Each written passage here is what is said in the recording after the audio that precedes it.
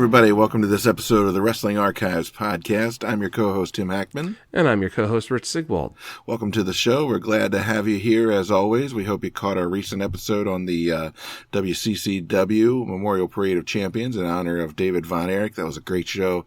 Fantastic Ric Flair versus Kerry Von Erich main event. It was a lot of fun to talk about. Talk a little bit about the history of the Von Erichs in Texas wrestling. We've got a super exciting guest for you today. He's a well-respected independent wrestler with a career going back more than 20 years in a variety of promotions. I'm not going to read them all because we'd like to wrap up this recording sometime this decade, but he's held multiple championships in the NWA, New York Wrestling Connection, Extreme Wrestling, Stars and Stripes, Championship Wrestling, and most recently and most relevant for our discussion today, he was the VCW US Liberty Champion. He's also faced a who's who of wrestling names, including Mike Mondo, Adam Cole, Homicide, Goldust, Bobby Fish, Drew Gulak, Christopher Daniels, Orange Cassidy, Joe Gacy, Roderick Strong, Eddie Kingston, MJF, and dozens more.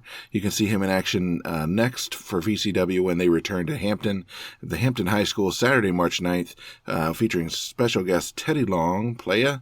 You can get Teddy's autograph at the show. Tickets and information available at the VCW website, which is VCWProWrestling.com. Those shows are always a great time, so I hope you'll go check it out and see our guest. And welcome to the show, the Greek God Papadon.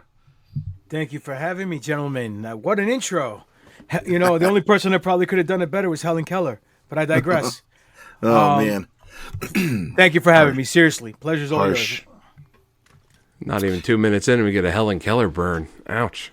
By the way, I was the greatest, longest reigning VCW US Liberty Champion. Thank you. That is a true statement. You guys can look it up on the interwebs. Our guests would tell no lies, so we're just going to assume that it's true. Exactly. I'm always right. I tell that to my wife. Even when I'm wrong, I'm right, because I'm right about being wrong. So there we go. That's right. So the show, March 9th, Hampton High School, you're facing Chris Slade and Dirty Money in a three-way match. Those are two very different opponents. You got sort of speed and athleticism with old Chris Slade, and you got kind of, I don't know, technical ability and power with Dirty Money. So how are you prepping to take those two guys on at the same time? It's going to be a tough challenge. I'm not going to lie. I never do. I'm probably going to do like 500 Hindu squats every day. Hindu push-ups. I'm going to run uphill both ways with one leg, with no shoe on in the snow. Train like Rocky from Rocky 4. I don't know what I'm going to do, bro. I mean, fact is this. They're lucky to be in the ring with me. At the end of the day, it's very simple. We have Chris Slade, who I need to really, really, really get my hands on, because last time, I'm not gonna front. The kid got the best of me because I took my eye off the ball for one split second. I didn't think my foot was on the second rope when I was on the sitting on the turnbuckle, and that one look down, he ended up jumping up the rope, hit me with some Spanish fly, and knocked me out for 5 seconds. He was able to capitalize the victory. So kudos to you, son. I will not make that mistake again. And then we have Dirty Money. Seasoned veteran, very skilled technician, most importantly, one of the strongest men I've ever been in the ring with. Great Herculean physique. Him and I go way back, like the red and black lumberjack with the hat to match. That's a little Biggie reference, who also died on March 9th, so there you go.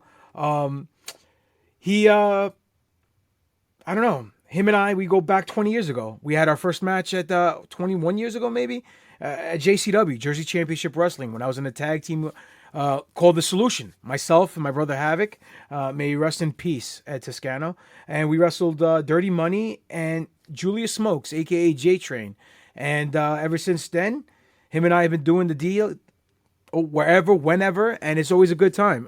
Except that one time where he stole the VCW US Liberty Championship from me, because I never, ever said I quit. Yeah, I was there for that show. I didn't hear it. That ref looked highly suspect to me. He was definitely a bit of a homer. I think there may have been some shenanigans there. So I hope you're able to kind of get your revenge on old Dirty Money and on Chris Slade. Assuming you can, not assuming, once you get past these two. Thank you. These two guys. I don't need to qualify this stuff. What would be next for the Greek God? Is there anybody in VCW you'd really like to face off with after that? There's a few people. I mean, I'm not going to lie. VCW has one of the most talented rosters in professional wrestling now. And even though it doesn't have the budget of a WWE or an AEW, they definitely have the talent. And they put on tremendous shows. So it's an honor to be with them for so long. And hopefully I'll continue to be with them for years to come. But point being is this. There is a championship that I would like to reclaim. And that's the U.S. Liberty Championship. And that's obviously around the waist of Brandon Scott. So, Brandon, watch your back. And then the Heavyweight Championship. And it'd be nice to hold them at the same time and be the first double crown champion in VCW history and make history like the Greeks always do. So, if Joe Keys is a champ, I know he's a buddy of mine. It's the wrestling business, not wrestling friendship. If he's not the champ after March 9th, whoever gains the championship, watch your back, watch your ass, because the Greek's coming. Yeah, well, I hope you get your chance to, take a shot at whoever is holding that belt after March 9th, be it Joe Keys or whoever it's going to be. So Rich is going to hop us in the time machine here a little bit and talk about how you got your start. Yeah, so let's rewind here, and where did you grow up? I grew up in the beautiful state of New York, Queens, New York, to be specific. So that's where I grew up. My parents came here from Greece, the Greek immigrants. And yes, I am Greek, even though I look Puerto Rican. And no, I'm not Italian in any way. I don't deal with any pizza, no Little Caesar. I don't even know where that started from. But regardless, I am Greek. Grew up in Queens, New York. Yeah, I mean, the Little Caesar stuff, even if they're going after you with Caesar salad, man, like, it's still, that's one, that's Roman, and two, Caesar salad was invented in New York City anyway. So, anyways, let's not get hung up on the stupid fan burns that they hit you with here. So when did you first realize you wanted to become a wrestler? When I was a wee lad, meaning that when I was growing up in Queens, obviously I liked wrestling.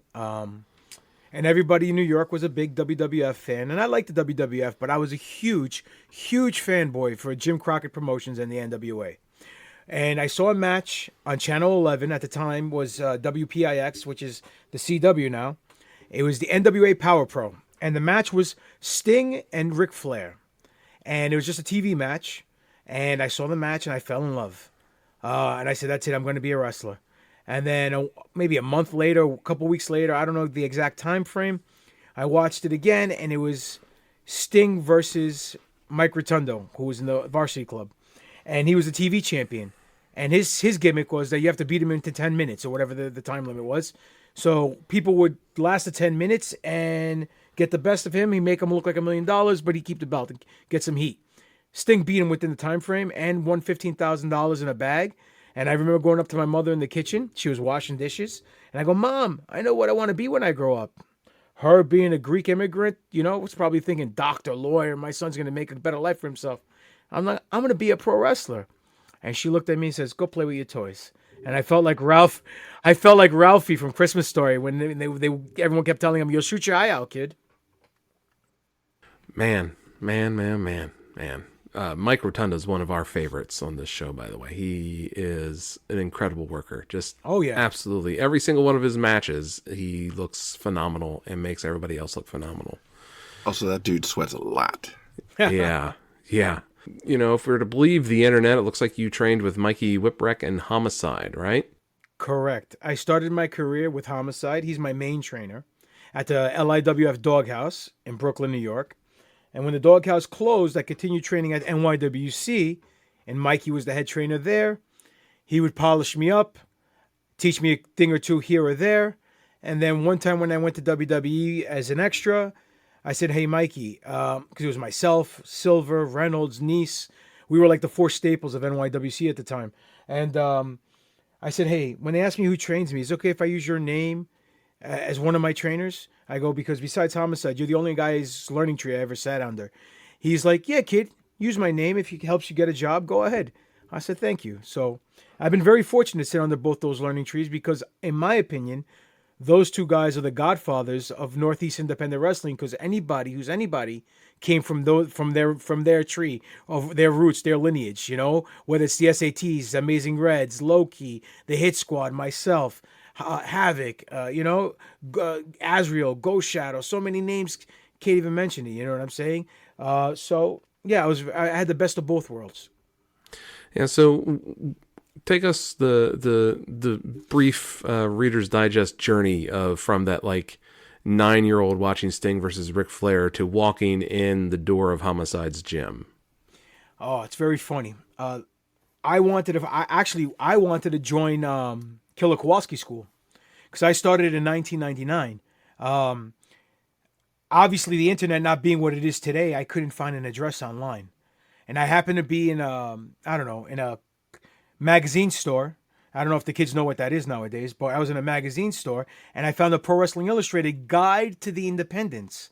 And I'm like, what the hell is the Independents? I only knew it was the AWA, WWF, NWA, and ECW. So I look in and I see all these companies across the country, all these smaller companies. And lo and behold, I see one in Queens, New York. It was the Long Island Wrestling Federation. And I went, Queens is a lot closer than Boston, where Killer Kowalski was. I go, I can't find an address. Let me go find it. So I went to the school that night with a buddy of mine who said he was going to join. He never joined. I joined. They moved a week later to Brooklyn, 920 Jamaica Avenue. And that's where the infamous Doghouse Arena was. And I started training, and a month later, I had my first match. Do you remember who your first match was with? Yes. Simply the Best, Andrew Edwards. And it was on July 17, 1999, my 22nd birthday. All right. With these kind of details, we got to ask whether you're the Chris Jericho type where you keep a journal of every single match that you've had and the winner. Bro, I wish I did. I did not. And even after I read Jericho's book, I said I should, and I still didn't. Yeah, I've been wrestling in July of 17 this year. It'll be 25 years I'm wrestling. And my kids asked me, how many matches have you had? And I couldn't give them a number. And I said, if I did one match a weekend for 25 years, let's do the math right now. Hold on, let me open up this computer thing in my hand. Right? We have 52 weeks a year. 52 times 25. In July, I'll have over 1,300 matches under my belt. Not mentioning multiple matches I had during the week, or tours that I did overseas, or practice matches at training and stuff like that. So it's like it's like changing socks now. Yeah. Put it this way: if I got a call, I'm sorry to cut you off. If I got a call right now from Triple H, or from Tony Khan, or from anybody, TNA, MLW, New Japan, or even Billy Corrigan himself, hey, we need you tomorrow. Come down. We're going to put you in the main event against our top ace. I have no problem stepping into that ring, making him look like $1 million. And it's not me being cocky, just being confident. No, I've at least been marathoning your video, and I have no doubt in my mind about that. Thank you. Do you get any nerves at all at this point, or is it just kind of like changing your socks, like you said, when you step in the ring? No, I still get nervous before every match. I do a little prayer. Because the way I look at it is two things. One, every time I step in the ring, if I'm not nervous or anxious or whatever, I should hang them up. And two, if I step in that ring and I step out of that ring and I didn't learn anything, it's time to hang them up. So every time I'm in that ring, I'm learning something new. And every time I'm in that ring, I'm always nervous. But as soon as I go through that curtain, it's game time. So. Yeah, that's awesome. Yeah, I mean, I was just sitting here running some numbers. Like, there's no way that you've worked less than, like, say, 2,500 matches or something like that in that stretch. Because, just like you said, calculating multiple matches a night or multiple matches in a week. That's a hell of a lot of ring time. Yeah, definitely. So, definitely. And I used to, and before I had 37 kids, I used to train 3 times a week. So.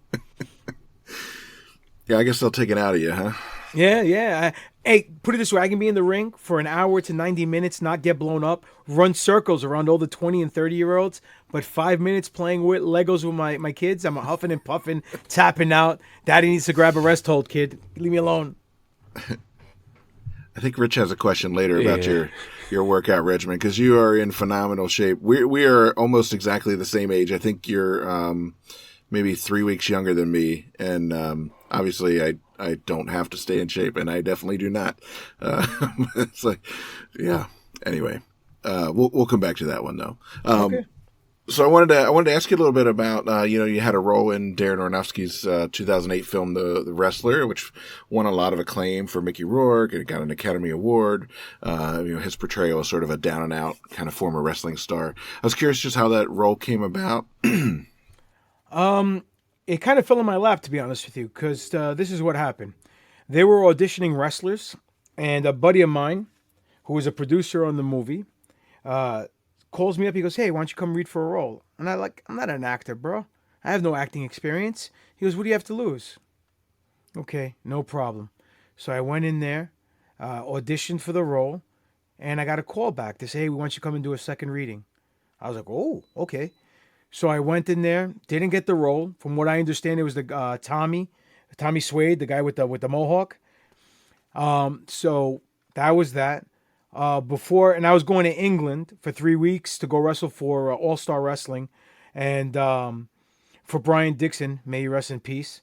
And I get a call a couple weeks before I leave, and it's the production company. They're like, "Hey man, we need guys, extras for the movie. Do you want to come down and be part of the movie?" I said, 2 questions. One, am I getting paid?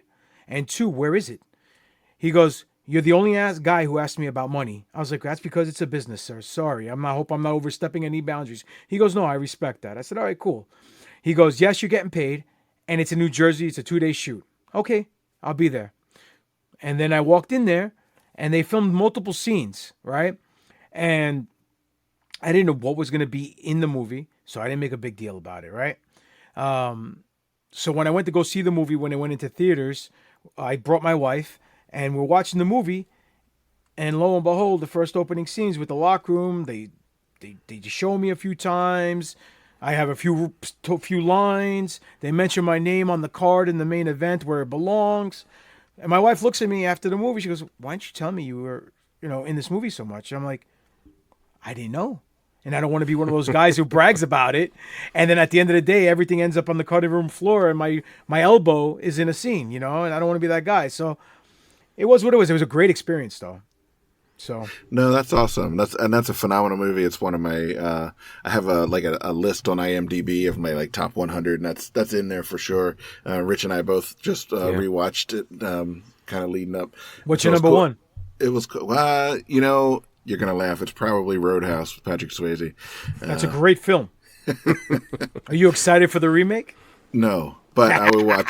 I will watch it regardless. I have a. What I want to say, I have a reverence for Patrick Swayze that borders on the religious. So I'm not convinced it needed to be remade, but I will definitely watch it. I agree with you. So anyway, I have a quick question. Did you get a SAG card out of that? No, and I'll tell you why. I'll tell you why. In order to get a SAG card, you need to get 3 waivers, right? And if I asked them about it, and they said, "You're the only guy who asked us about this too," I said, "Hey man, it is what it is, I said, "My mama didn't raise a fool." So he goes to me, "We can give you 2 SAG waivers because you were only working 2 days, but then we got to pay you with a check instead of paying you cash under the table."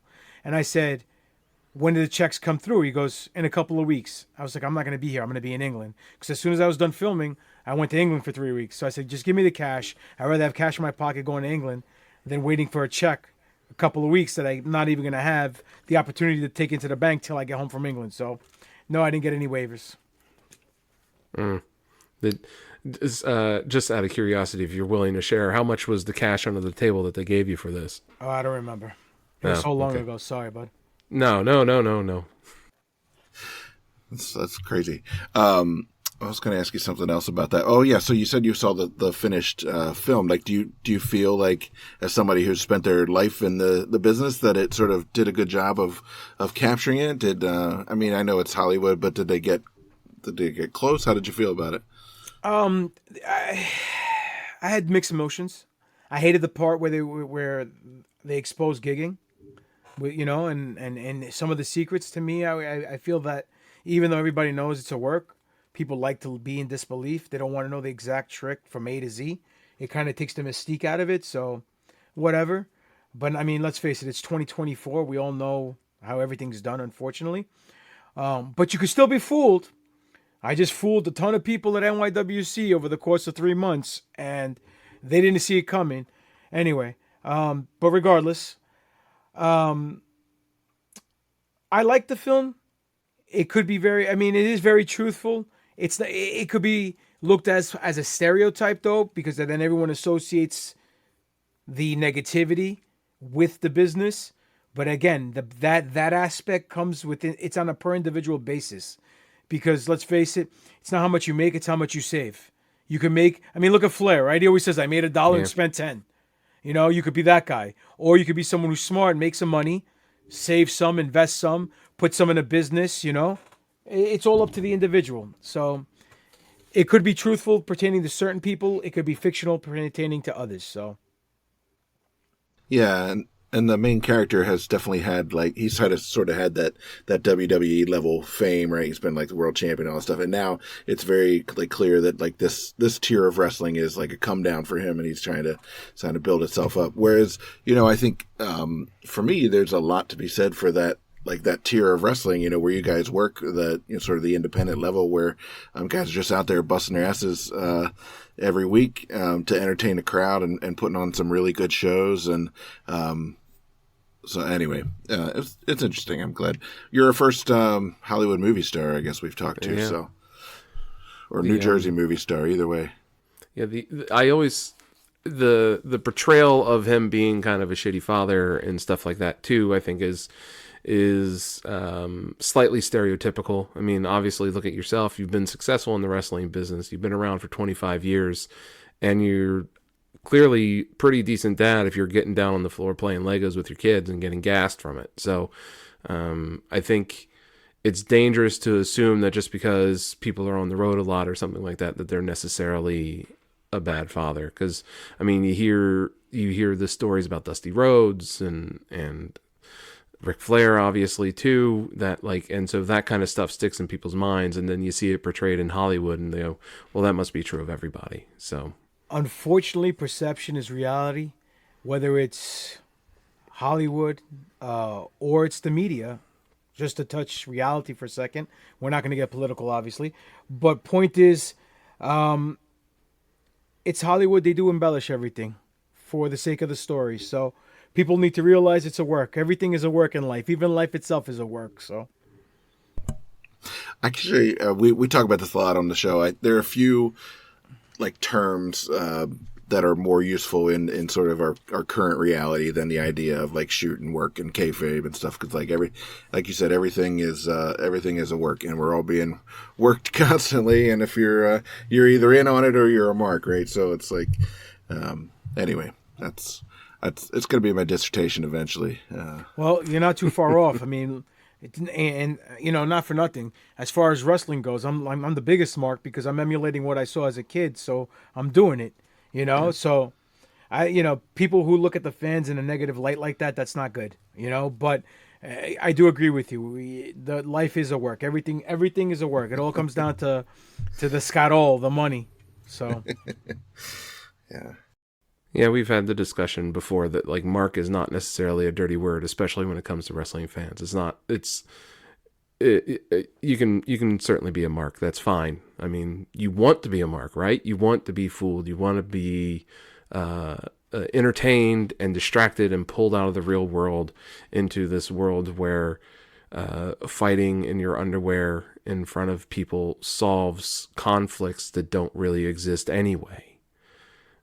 So I don't see an issue with being called a mark. I'm a big mark. I'm a big fan. I love everything with wrestling. So same here. Same thing with comics and Star Wars and sports and movies. So yeah. So you've mentioned working with WWE, and we know that you've worked with AEW in the past. You've had a couple matches on AEW Dark on YouTube, and you've been in the business 25 years now. We've watched you have excellent matches and just incredible, impressive ring work and you clearly have impressive experience and connections. And I've even watched you win matches over some of today's biggest stars like Eddie Kingston and Goldust and stuff. And then you take your mic work too on top of that. And I just find it hard to believe that like WWE or AEW's never come knocking on your door to come to training or any kind of thing like that. Have you had that opportunity or anything? I wish I had $1 every time someone asked me that question, because I'd be a millionaire right now. Honestly, with AEW, I had 3 dark matches, one during the pandemic, and then the 2 recently last year. I mean, was it in 2022, at the end of 2022? Yeah, so like 14 months ago, whatever. And every time I went there, I got nothing but great feedback from everybody, from the agents, from the boys in the back, from the powers that be. Nothing happened. I got to the point where I even asked, I said, hey man, what do I need to do to get a contract? And I have one. And the person I was talking to told me, well, there's no formula. It is what it is. So, if they want to give you one, they'll give you one. If not, if not. As far as WWE goes, around 2012, 2013, 2014, I think let me see, I'm 6, 7, 8. Yeah. So maybe around 2016 was the last time I did anything with them. I was supposed to go down to the PC. William Regal pulled me aside. We had a great conversation. He wanted to send me down the same time Kevin Owens went down, but he says that batch of tryouts is already fully booked. We'll send you on the next one. Just let the office know. I let the office know, and they're like, all right, we'll send you on the next one. We'll call you a couple of weeks before to set everything up. A couple of weeks before, I call up and said, hey, what's going on? Oh, you got pushed back. Okay. Another month, got pushed back. Third time I called, we're not interested. What the fuck? Okay. A year goes by. I hit up William Regal and I said, hey, I'm sorry to bother you. I said, I don't know if you remember me, but this never happened. I just want to know, did I do something wrong? Did I insult anybody? Did I rub anyone the wrong way? He said, no, this shouldn't have went down like this. And he went to bat for me again. And unfortunately, I mean, it's a big honor. William Regal's one of my favorite wrestlers. So yeah. To be picked out by him and chosen for him to put his stamp of approval on me meant the world to me. And at the time, I think Canyon Seaman was the guy, and he didn't want to give me a break because of my age. I was 38, 39 at the time, and I was mad. I recently did a tryout maybe a year ago for Pro Wrestling Noah. Gabe Sokopolsky was there. He does all the stuff for Extra Work, and Gabe and I, we know each other for a long time. Used to work for him in Ring of Honor, worked for him for Evolve, worked for him for Dragon Gate USA. Nice guy. And when we were filling out the paperwork, he goes, yeah, man, I'll give you some extra work. All right, cool, man. I said, maybe I'll get signed. He goes, hey, you never know. Cool. So what happened was he sends me all the forms, and he's like, hey, man, we need your vaccine card. I'm like, I don't have a vaccine card. I didn't get the COVID vaccine. He goes, then that's a deal breaker, because we're not hiring anybody or for extras or anything unless they have their COVID shots. All right, well, I'm not getting it. I never got it. So all right, thanks for the opportunity. If things change, let me know. So that's where I'm at with them, unfortunately. So yeah, that age thing, that's kind of bullshit. Because I mean, look at them taking a shot with LA Knight right now. Well, yeah, that's different though. That's different because he proved himself. And more power to him, dude. Look, I'm not gonna front. I mean, I'm 46. I'm proud of my age. You know why? Because I have experience, and I've worked for Fortune 500 public companies before.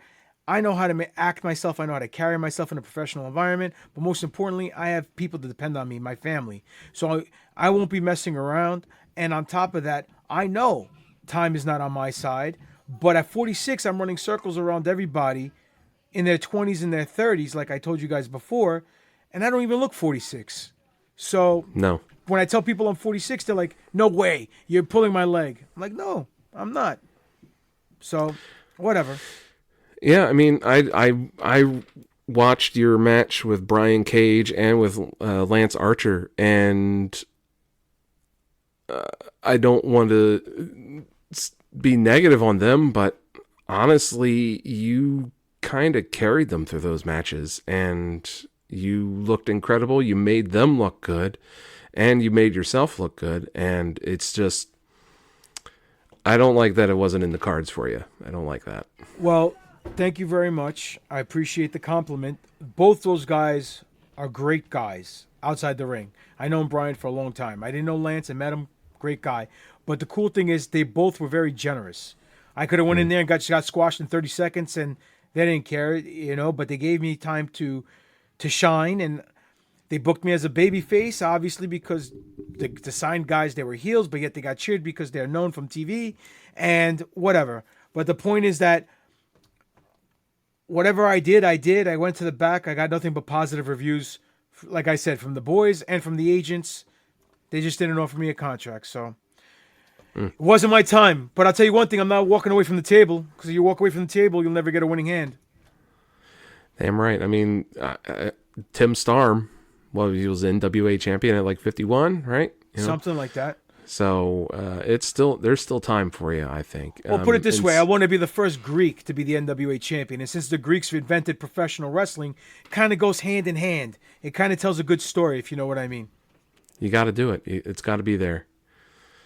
So speaking of which, I when Tim said we're going to talk to you, I started, I'm a librarian. I started digging, and then I was like, "Holy crap! This guy has been around forever. I can't believe it." And now you're saying that you're 46 years old, and you work like you're 30. What is your workout regimen? And your physique seems to have gotten better over time too. What is your secret to this? Well, unfortunately for me, when I was younger, I came from a mother who knew how to cook. And if you don't eat in a Greek household, just like an Italian household, you're insulting people. So I was a little fat slob growing up. But the secret to my success is passion. Going to the gym is therapy for me.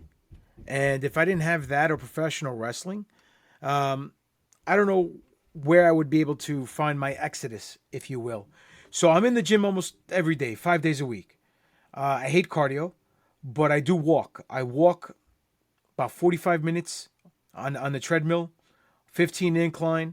I jump rope, and I just downloaded a new app about a month ago called Better Me, which is like a calisthenics app. So I'm starting to do calisthenics, like 15 minutes a day, whatever the case may be. But other than that, my training regimen is very simple. 2 body parts a day. I do legs earlier in the week. Legs has its own day. And I'll do back and buys, chest and tries, shoulders, and repeat the cycle again. And like I said, 5 to 7 days a week, I'm in the gym on top of wrestling every weekend. Yeah, because you can't maintain the name Greek God, right? You can't keep that up if you're 46 and you're walking around with a beer gut, Unless I do the Playboy Buddy Rose gimmick. So. Oh, true. True. That'd be great. Some of these people don't know who that is, but that's their loss. I think the people that listen to our show will know. Awesome. We are the archives. So, yeah. And before we move on to the real question here, earlier you had made mention of something about Leg Slap City or something like that. Are you a fan or a friend of Jack Vaughn? I don't know him personally, but I love his videos because yeah, they are, even though it's done in satire, it is the truth. I hate with a passion, capital H, people who slap their legs in their matches. It makes no sense whatsoever. I tell people before we wrestle, if you slap your leg, I'm not selling it. I don't give a fuck who it is. It could be Triple H. Sorry, buddy, I'm not selling it. Point is, and I know people are like, oh yeah, bullshit. Look, if HBK slaps his leg on a super kick, he disguises it. You can't see it. Doesn't matter. And that's the only time he's doing it. So that's going to be the loudest pop in the match. You have kids today who are wrestling in there, and they're not working. And to me, I'm a worker. I work the crowd. I get them in the palm of my hands, and I make them feel a certain way at a certain period in the match, and I build off of there, or I bring them down and I build them back up, depending on the story I'm trying to tell. And that's a lost art. People nowadays, they'll try to orchestrate their matches from A to Z in the back, and they're wearing knee pads and kick pads and long tights, and they'll hit somebody with a kick or a knee, and they'll slap their leg for the sound, Why? Because, if you're wearing a cushion knee pad and you knee someone in the face, it's going to make a sound because cushion on skin actually makes a slapping sound. Right then and there, you're exposing your stupidity and the business within itself. That's just called science. But most importantly, let's face it, if you're getting kicked 37 times to the head and you don't sell it, but you get chopped and you sell that like a gunshot, there's an issue, especially in a match. This past Saturday, I had a match where it was built up to where it was a grudge match. And I told the guy, we're not wrestling. We're just going to go out there and fight around the ring, and we'll go right into the finish. We did that. And I'm throwing haymakers like Holyfield and Tyson, not hurting the guy, because I know how to work, but because we're wrestling it, around the ring in front of the fans, we got to be extra snug. And I told you, I'll be snug and I'll hit you safe. Don't worry about it. At one point, he chops me. I look at him. Bang! I gave him a nice little knuckle sandwich right in the face. And then in the back, I go to him, bro, why did you chop me? He goes, what do you mean? I said, do you chop in a real fight? He's like, oh. I'm like, yeah, bro, you got to think like it's real. Think like a shoot and then act like a work. You know what I mean? Or execute like a work and act like it's a shoot, whatever you want to say. So that's what it was. And that's what I do. So it's a lost art form, man. Really, it really is. Yeah. It's similar to Ron Simmons was on Stone Cold's TV show at one point, and he talked about if I got to work stiff to make it look real, then I'm going to work stiff. Hit me, and I'm going to hit you, and Exactly. that's just the game. And I always think back with that kind of stuff to WrestleMania 3 with Hulk Hogan versus Andre the Giant. And if you're watching that match closely, Hulk is really hitting Andre. Because if he's not, there's no way it's believable to the crowd that he's chopping down a 7.5 foot tall, 500-pound man. You see Andre's sweat flying off his chest because Hogan's really hitting him. I agree. 100%. Again, lost art. It's good to hit people hard or hit them snug in safe places. Don't be unsafe. Like there's certain mantras in this business that I follow. And these are two of them. I'll just send them real quick. One is vanilla, chocolate, strawberry, right? Different flavors of wrestling. My wrestling flavor is reality. And the second mantra I have is that people may believe that wrestling's not real, but they'll believe GGP is real. And I stole that from Johnny Valentine. Give the man his props. And that's a fact, because when people leave the show, whatever show I'm on, they always remember me because of the emotional connection and the fact that they think I'm really an asshole, because 10 out of 10 times I'm the heel. And that's my job. And I'll make the babyface look like $1 million, get him over, and subliminally get myself over. And I don't have to, quote unquote, get my shit in and slap my leg like a trained monkey who's taught to wrestle. No, I'll go out there, sunshine, and I work. Yeah, I mean, the first VCW show that I went to with Tim, I was like, Jesus, that Greek guy's a dick. Thank you. God. Man, that's impressive. I hadn't seen anybody work a crowd like that in a very long time, even on TV. So you definitely make the show fun. Well, thank you very much. That means a lot to me, because then I'm doing something right. Now, if the powers that be's and the big companies realize, hey, we don't need to hire these 120-pound guys who are soaking wet with rocks in their pockets who can do flippity doodads and here I come on yous, then we can hire a guy that can tell a story and get everybody over and work the main event style. Thank you. You caught that one. There you go. Hell yeah. So, I mean, I got one last question here for you. I'm besides a librarian, I'm a music nerd. I got a degree in music and stuff like that. But your theme song is the Duel of Fates. At least the opening of it is the Duel of Fates from the prequels of Star Wars. Your social media is normally flooded in Star Wars memes. So I assume you're a Star Wars fan. And so I got to ask you, what drew you to pro wrestling? I kind of feel like it's got to be its similarities to pro wrestling, or Star Wars. What drew you to Star Wars? It's similar to pro wrestling in some way with its storytelling. As you could tell behind me, I have the McFarlane poster right behind me. You guys saw earlier my man cave down in my basement where I'm sitting out here when I record my podcasts. is a plethora of nerd stuff. I am a big comic book guy. I draw comic books. I have like 12 long boxes that I'm looking to get rid of because I have about 3,000 to 4,000 comic books that I have bagged and sealed. I don't even know what I have, but I have a ton of stuff that's worth a lot of money. I have about 10 IKEA cases full of Sideshow, Gentle Giant statues of Star Wars, Batman, Wolverine, X-Men.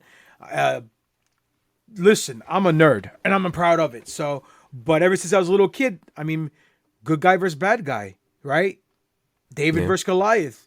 It's wrestling's like a superhero movie come to life. You know, Star Wars. I don't even remember the first time I saw it, but I do know that ever since I was a little kid, 6, 7, 8 years old, I was hooked to the point where I have my own Star Wars podcast called The New Force Order, the NFO. It's the NWO logo, but you take out the W, put an F on it because I'm a big NWO mark. And we're all over the place. We just did an episode last night. We're on Spotify, iTunes, everywhere. Anywhere anywhere the podcasts are available, the NFO is available. And it's not your typical podcast because myself and my co-host, Dr. Alex Arroyo, and my other co-host, when he comes in time to time, Spiros Antonopoulos, we're guys from the Generation X era. We're not snowflakes that play by the numbers. We'll say jokes. We'll bust each other's balls on the podcast. And, you know, it's not PC friendly, but it's a fun time. So I guarantee you listen to it, you guys will die laughing. And that's what we set out to do. You know, whether our opinions on Star Wars match yours or not, who cares? It's just a conversation about a galaxy far, far away. And then I have another podcast I do from time to time called The Conspiracy Horseman. It's myself, Stevie Richards from BWO, Big Sal Graziano from the FBI, and Bin Hamin. 4 pro wrestlers. We hardly talk about wrestling. We just talk about questioning the narrative, being a free thinker, and conspiracy theories. We were literally on fire every week for like 3.5 years, and then we got shadow banned. Now we're starting to come back, and we've done shows sporadically here and there because of everyone's schedule. We just did one, I think, about maybe 3 weeks ago, a month ago, about the aliens that showed up at the mall down in Florida. We touched base on that. You know what I mean? So check us out. Conspiracy Horseman. That's on Rumble because everything keeps shadow banning us. And New Force Order on every platform that has podcasts available. I'm going to look up the aliens at the mall because I need aliens to land here like stat. Unfortunately, they will land here. I mean, they're already here, but they'll land here and no one's going to bat an eye. The way the world is today is ridiculous. Everyone's attention is so minimal because of technology and because of these stupid phones that we can have aliens land on the White House lawn right now and do a 2 out of 3 falls match and no one would care. You know what I mean? There's an analogy that Jim Cornette used to say about watching 2 dogs fuck on the side of the road. I don't know if you guys ever heard that analogy. Yeah. Okay, so the same thing with the aliens. People are like, oh, it's only aliens. You know, what's on TV tonight? Let me watch Desperate Housewives or watch Kardashians or CNN or Fox News or whatever nonsense is on TV instead of worrying about what's important. But I digress. All right, so Star Wars hot take about the Lucas re-releases in the 90s. The special editions? Yeah. I'm not against them. I like them. Could he have not done a couple of things? Yeah. But again, they're his stories. And he gave us so much great stuff. So if he wants to tweak something here and there, let him. In my head, Han always shot first. Well, yeah. You know? That's actually the only thing that bothers me is that one. McClunky or not. And you know what I mean? And whatever. It is what it is. But again, it's his stories. I think they should special edition the prequels and update the special effects because they're dated. Yeah. If you could leave out what's his name? Jar Jar? Jar Jar, I'd be happy. So well, there are edits on YouTube of Jar Jar-less prequels, and they're pretty entertaining. I tried to look them up. They took them down. Are they gone? Oh, that's too bad. Yeah. What? How about the dark theory though that Jar Jar Binks is actually a Sith Lord? That was interesting. I mean, it's never going to play out. They even had a comic book that they showed that he had a daydream or he had a vision where he was a Jedi and he picked up a lightsaber and took out a couple of troopers. So could it be true? Maybe it was at one point, but you know, you ever see Tropic Thunder, the movie? Yeah. Remember when they tell Tropic Thunder never go full retard? Well, they went full Yeah. they went full retard Yeah. with Jar Jar Binks. You know what I'm They saying? sure did. They went a little bit too far with him, and unfortunately, it's not the actor's fault because the actor did a great job. I forgot his name, something Best. But you know what I mean? Sometimes less is more. It's a shame, but you know, Star Wars is still a beautiful universe and a beautiful story. Just one last Star Wars question, toss up, softball question: which is your favorite of the movies? Empire. Empire Strikes Back. Yeah, that's the Academy Award nominee, I think, in my opinion. Oh yeah. Out of all Listen, of them. If you, I love 4, 5, and 6. I love 1, 2, and 3. Even though number 1 with Jar Jar is my least favorite out of all 6 movies. 7, 8, 9, I liked them when they first came out, but as time is progressing, more and more, I like The Mandalorian and I liked Andor. I loved Rogue One and I loved Solo. But unfortunately, 7, 8, 9, they kind of dropped the ball. It was like WCW year 2000 booking with that stuff. You know, you can't just throw a Star Wars label on and expect people to like it and do whatever you want. You got to have a cohesive storyline. You have to have the movies talk to each other, connective tissue, and they didn't, and that's the problem. So, Book of Boba Fett sucked. You know, unfortunately, he's one of my favorite characters. Kenobi was a letdown. Yeah. You know, Yeah. it should have been a grand slam, and it was a double. That's why it was a letdown. It wasn't bad. You know, they should have just eased off on a couple of things, and there was a lot of bad writing in both those shows that really set it off the rails, in my opinion. But yeah, I kind of felt like they lacked the style after Mandalorian came out and was so clearly like a Western. It's Bonanza in space, basically, and you kind of you don't know what the Book of Boba Fett or gosh, his name suddenly just Obi-Wan Kenobi, that his show, they just kind of lacked that kind of like extra style that makes something complete. They just, here's a story, great, well, can you tell it to me in some sort of style? And yeah, I I'd agree with that. Listen, I have my own theories of what's going on behind the scenes with Kathleen Kennedy and Jon Favreau and all that stuff. It's very long-winded, so we're not going to get into it, obviously. You guys want to talk about it off air, we could. But things aren't copacetic at the house of that George Lucas built. So hopefully things will get better. And, you know, at the end of the day, it doesn't matter your nationality, your gender, your sex. It doesn't matter what you bring to the table. All that matters is tell a good story. And that's it. And have a good character built for your characters. Doesn't matter if the first one-legged Asian person directed a Star Wars film. As long as it's a good director, that's just, you shouldn't just put people in certain boxes because you just segregate more and more, and it becomes asinine after a while, in my opinion. Yeah.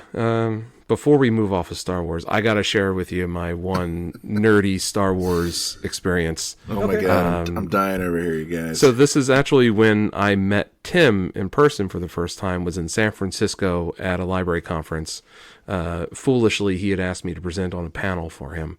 But one of the VIP things that a friend of mine hooked us up with was a book release that was happening at Lucasfilms, over at by the Yoda fountain and in the employee cafeteria there, which was absolutely beautiful. And we got to watch the episode 7 trailer in George Lucas's movie theater that's on site there. Ooh. And I got to meet Leland Chi as well there, which was pretty incredible and fun to meet him. And the authors were there talking about new Star Wars children's books, but I didn't care about that too much. But they did talk about how they would call Leland Chi in the middle of the night to ask if there's like chickens on Tatooine. And he would think for a minute and be like, yeah, at this moment in episode 4, there were some chickens in the background. So yes, they have chickens on Tatooine. And that was just like the coolest thing that I've had happen Star Wars related. Anyways, I just wanted to share that with you. That's awesome. That's awesome, man. Very cool. All right, we're gonna circle back around to wrestling. We're gonna in the home stretch here. We'll let you get off here sometime this night. Give us the podcast one more time. New Force Order. Is that right? New Force Order is the Star Wars podcast, and Conspiracy Horseman is the conspiracy podcast. All right, right on. So check those out. Give them 5,000 stars and like and download and or $5,000 would be nice. And $5,000 and all the rest of that stuff. So, all right. So we'll wrap up with some usual questions that we ask folks when they're on, because we're always interested in who's your all-time favorite wrestler to watch. I don't have one, but I'll tell you a handful that I do emulate myself after: William Regal, Fit Finlay, Guerrero, Malenko, Benoit, Jericho, Mysterio, Arn Anderson. So those are just a few. Okay, I could see a style there. I think kind of a mix of like the strong guy and the and sort of the, I don't know what I'm saying, sort of the technical. That sounds good. Do you have any, you've worked with so many different people over the years, do you have any favorites to work with, either past or present, guys that you feel like you really bring the best out in each other? Well, some of my favorite opponents, there was a wrestler by the name of Josh Daniels who's retired now. He's an actor. He was one of my favorite opponents. Tony Nese is one of my favorite opponents. Let's see, who else? Homicide's always one of my favorite opponents. Had fun wrestling Punk and Daniel Bryan. Samoa Joe was fun. Nice. MJF was fun. Goldust was very fun. That was a cool time. I don't know. Let's see. Jorge Santi. He's another guy. He's a New York guy. He's not very well known, very skilled. He's one of my favorite opponents. Azriel from the Doghouse is another one of my favorite opponents. John Silver is another one of my favorite opponents. So, Listen, I have fun every time I step in that ring. And I've wrestled, like you said, I've wrestled everyone in ECW from almost everybody, 98%. I still want to wrestle Lance Storm. I've wrestled 99% of the locker room in AEW. Wrestled a bunch of people from WWE back in the day, early 2000s, 2010s. Maybe a couple people that are on the roster now. Wrestled a few legends here and there, like I wrestled Bam Bam Bigelow. Oh, wow. So, yeah, man. What year was that? Maybe early 2000s, maybe 2004, 5, 6, 7, 8. I don't know. I was still in a tag team, The Solution, with my brother Ed, Havoc, and I wrestled him, and he was in a gauntlet match. I wrestled him and Chris Candido. Nice. And it was and we had a great match. It was funny story, but great match. So we're big Bam Bam Bigelow fans. That guy can move. Yo, he was awesome. I was a big Bam Bam mark back in the day.